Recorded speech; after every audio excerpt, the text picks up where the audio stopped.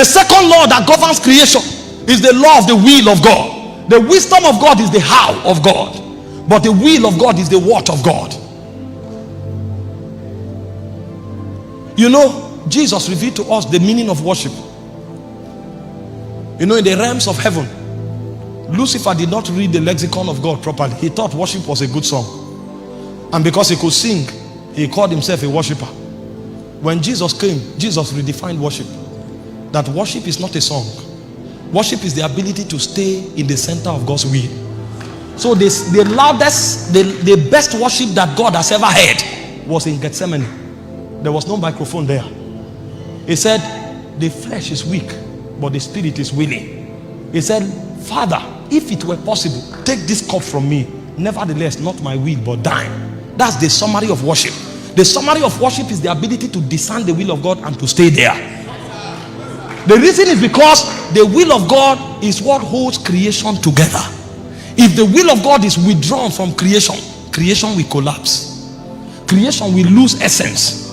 Creation will no longer be viable in the hand of God, and God will no longer have need for creation. That is why I said at the end of time, when the will of God is accomplished, he said the elements of this world will melt. Because I'm not interested in the buildings. The buildings will be relevant to the degree that they satisfy my will. But when my will is accomplished in time, I will cause the entire universe to melt. And in the realm of God, there is no depletion of value. His name is called El Shaddai. So he has more than enough.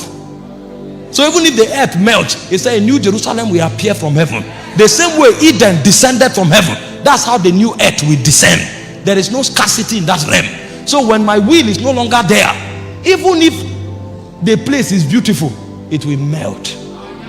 And so when creation discern that the second law that governs the existence of creation is the law of the will of God, everybody will not say he is living or is alive until he has found the will of God for his life.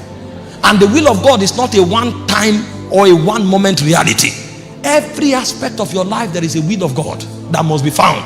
This is what makes journeying in life a patient walk. Because many times you can run, but the will of God may not yet have been isolated. That you got married does not make it a testimony. What makes it a testimony is whether that marriage is the will of God.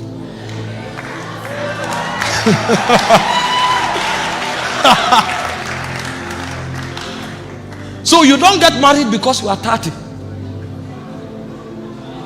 Don't get married because you are 35. You get married because now you have seen the will of God and you know it. The moment you isolate the will of God, your marriage is a blessing. Even if it was contracted at 35, childbearing won't be a problem, because when you are in the will of God, you are in Eden.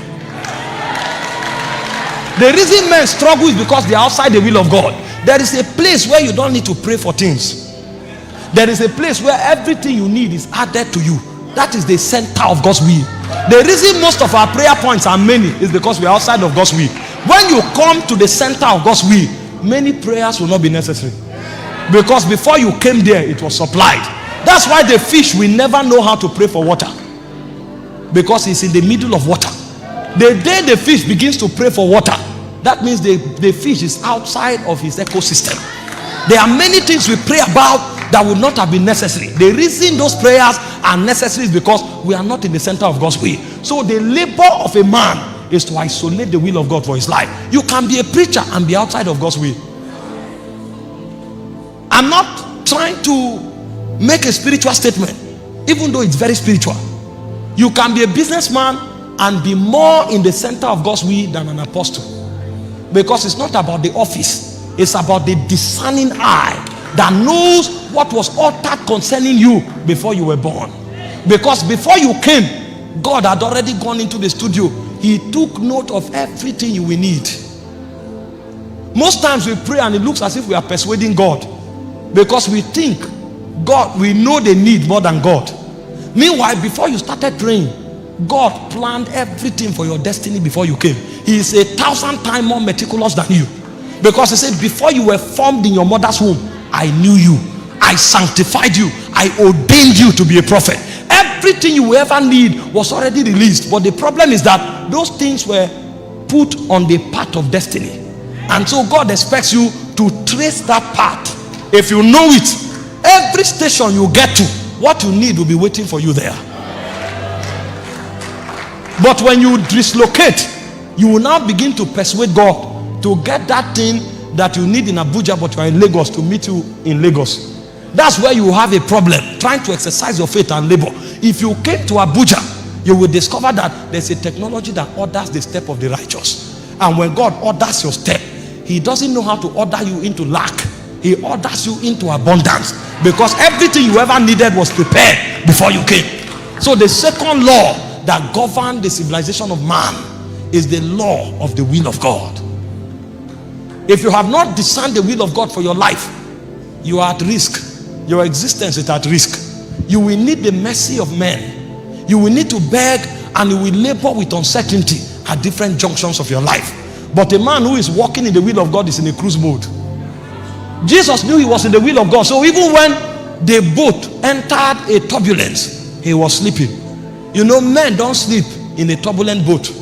Only the man who is in the center of God's will. Because it's either the wind comes or he will walk on water.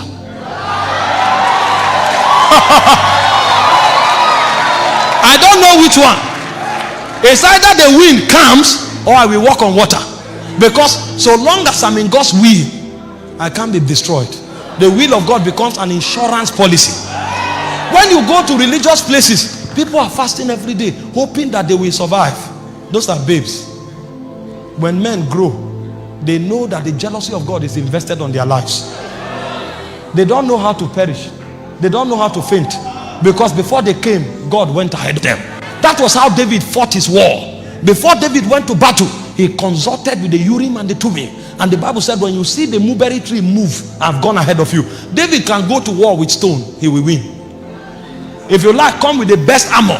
If David comes with stones, he will win. The reason is because God has gone ahead. So it is not the kind of weapon you have that gives you victory. It's where you are standing.